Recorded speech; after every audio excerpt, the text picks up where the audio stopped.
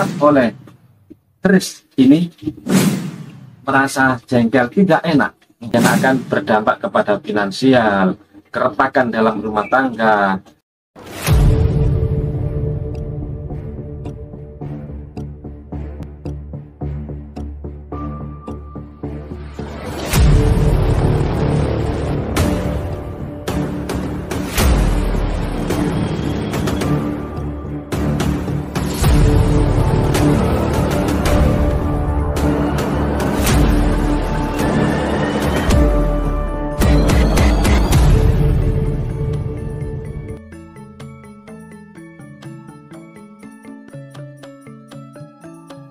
Sebelum kita membahas tentang budaya, terutama keris, saya ingin menyapa dulu kepada rekan-rekan Poroh Kadang Kinase, teman saya, sahabat saya, sama pelestari Tosan Aji yang ada di Facebook, yang ada di grup Facebook, yang ada di WhatsApp, yang ada di grup WhatsApp Jawa, luar Jawa, Jawa Timur, Jawa Barat, Jawa Tengah, luar pulau.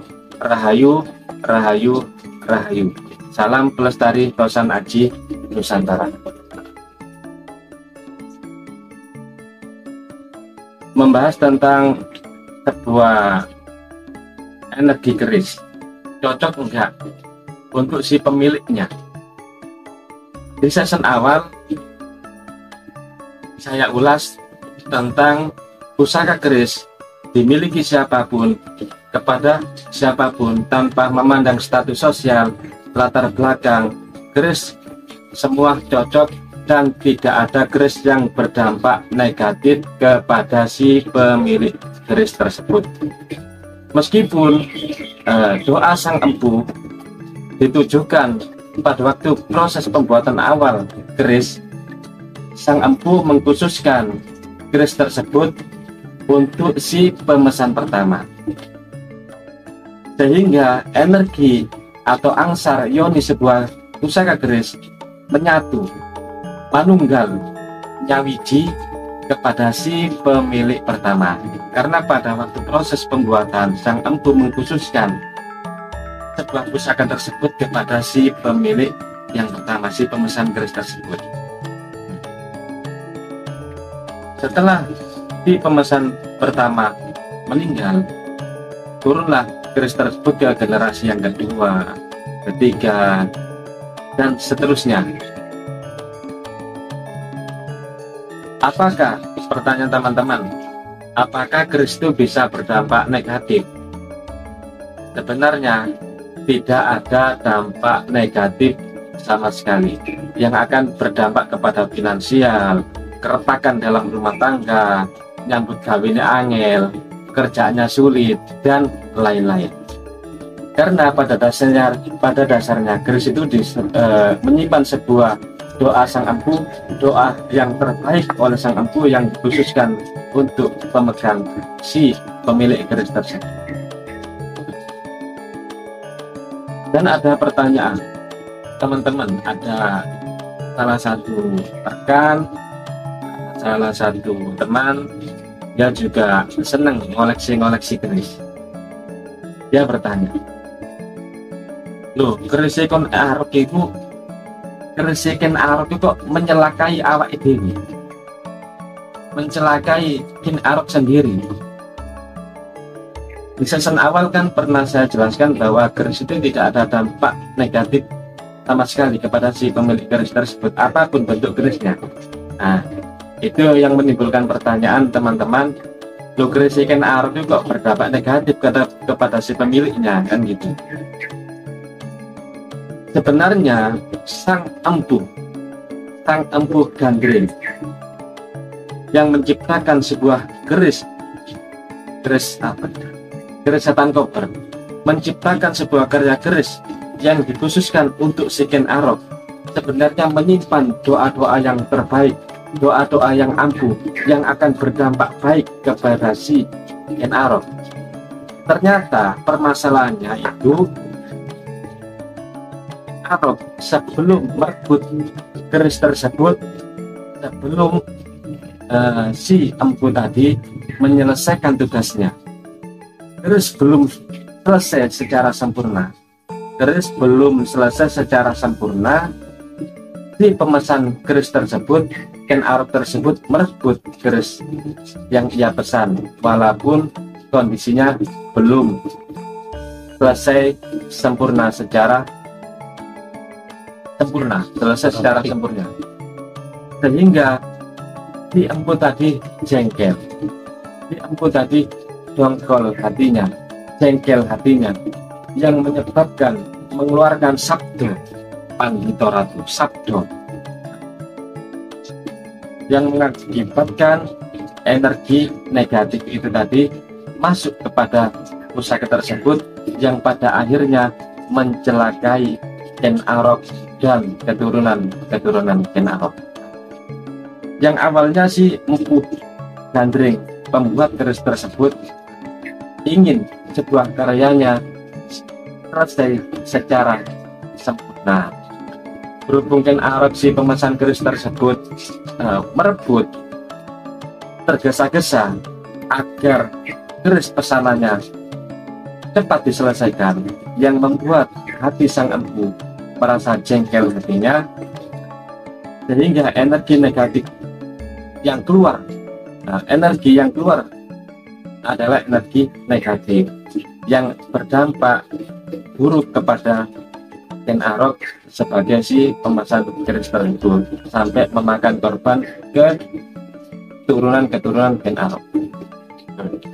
Berlaku sekarang, saya wanti-wanti betul, sebenarnya pusaka keris tidak ada dampak negatif kepada si pemilik keris tersebut, karena mungkin kesalahan kita sendiri. Saya wanti-wanti kepada rekan-rekan yang senang ngoleksi Tosan Aji, kalau punya pusaka keris, pusaka keris tidak ada warangkanya, ini salah satu contoh yang sering terjadi. Kalau punya keris tidak ada warangkanya, dan ingin membuat warangka, pesan warangka ke tukang meranggi, salah satu contoh tukang meranggi. 9 keris tersebut dikirimlah ke tukang meranggi untuk dibuatkan warangka keris. Yang normalnya warangka keris itu sang tukang meranggi atau tukang yang biasanya membuat warangka keris bisa menyelesaikan ini, kalau bagus itu bisa 2 minggu sampai 3 minggu. Butuh kesabaran untuk membuat sebuah warangka yang bagus, butuh kesabaran. Terus kita terkadang, si pemilik keris ini yang belum ada warangka yang pesan tadi tidak sabar, 3 hari sudah nagih ke tukang merangginya, Pak, dan diselesaikan warangka saya, dan dimarekno. Padahal normalnya sang tukang meranggi menyelesaikan sebuah warangka yang bagus itu 3 minggu 2 minggu, tapi si pemesan warangka tersebut itu tergesa-gesa menekan sang tukang meranggi agar warangka pesanannya cepat diselesaikan. Akhirnya apa? Tukang meranggi niku mangkel, jengkel hatinya. Jengkel hati tukang meranggi ini yang mengeluarkan energi negatif yang terserap oleh sebuah pusaka tersebut. Nah, itu yang akan, energi negatif tersebut yang terserap oleh sebuah pusaka yang akan menimbulkan, yang akan berdampak negatif kepada si pemilik keris tersebut. Nah, pertama, kalau mau pesan warangka yang sabar agar warangka bisa diselesaikan secara sempurna dan energi-energi positif akan terserap oleh keris panjenengan. Yang kedua, kalau keris kita itu kotor, ingin menaruh ke tukang warangan, ya. Normalnya secara natural, agar tidak merusak keris, tukang warangan memakai bahan-bahan natural. Normalnya sampai 2 minggu sampai 3 minggu, ada yang sampai 1 bulan, tergantung kondisi keris. Bisa diselesaikan secara sempurna 1 bulan, Lah, pemilik keris tersebut yang menaruh keris ke tukang warangan 1 minggu sudah tergesa-gesa dia, tidak sabar dia agar keris yang diwarangi cepat diselesaikan. Tukang warangan tersebut merasa tertekan, merasa jengkel, tidak enak, tergesa-gesa. Kejengkelan tukang warangan tadi yang akan mengeluarkan energi negatif tersebut yang terserap oleh keris ini, itu yang akan berdampak negatif, berdampak buruk kepada si pemilik keris tersebut. Amarah, panas, itu yang bisa terserap oleh sebuah wilayah keris. Saya wanti-wanti, saling mengingatkan bagi teman-teman, bagi pelestari tosan aji yang memiliki pusaka kotor mau ditaruh ke tukang warangan, harap bersabar, jangan sampai ada tekanan tukang warangan tadi yang akan menyebabkan hatinya jengkel. Kalau bagi rekan-rekan yang punya keris, bilang keris belum ada warangkanya, mau memesankan warangka ke tukang meranggi, ke tukang yang biasanya membuat warangka. Kalau normalnya 3 minggu atau 1 bulan, sabarlah kita menunggu warangka kita diselesaikan secara sempurna.